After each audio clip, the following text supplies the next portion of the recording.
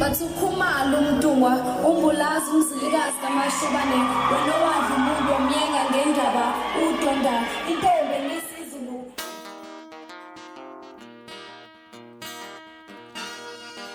Kuludu khalatha sengikhona sengiphakathi kuyona ichannel yakhe hamba phambili kezo mina umfeze ukuthi ungakhuluma bathi ilasbona amagumede mhlawumbe emakuthi usemusha like hanzo phinde ngicela nje ukuthi uyasubscribe ungakhohlwa ukucomment nokulike kanjalo futhi nokushare kwikhona okukhulu kunakho konke bafethu isisusa umsindo lapha nendaba ekamcula maskando uNtencane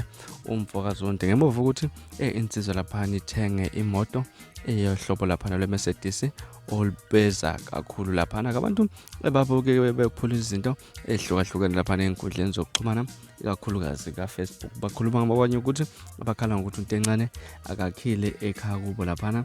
kodwa ukwazi ukuthi athenge imoto ebiza ngalolu hlobo kodwa ekubeni engakakhi ekhaya kubo kuningi impela okuhlukile impela abanye abakhuluma bathi kunani kade umuntu emangabenza into egculisa inhliziyo yakhe abanye basho ukuthi impela asikho isidingo sokuthi uNtencane akhe ekubeni engakakanwa lapha into ebalekile ukuthi uthathe umakoti ebese yakha ke mangabe mhlambe engakakanwa kubalekile ukuthi abe nendlela yakhe nje alala kuyo kodwa hayi ukuthi esangaze akhe isithabathaba lapha nabanye bathi le moto lena evelayo ukuthi encane ukubalulile ukuthi akusikhona ekhaya kubo lapha kodwa ngenxa ukuthi imvula bekade kunemvula ezinamandla akuhambeki mangabe kuye ekhaya kubo lapha ngakho akuthole indawo lapha ezohlala khona sazi ke ukuthi which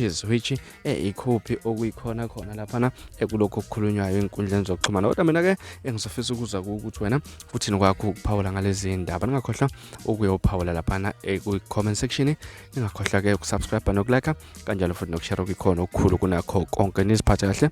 nibe nosuku lomnandi nithanda kakhulu.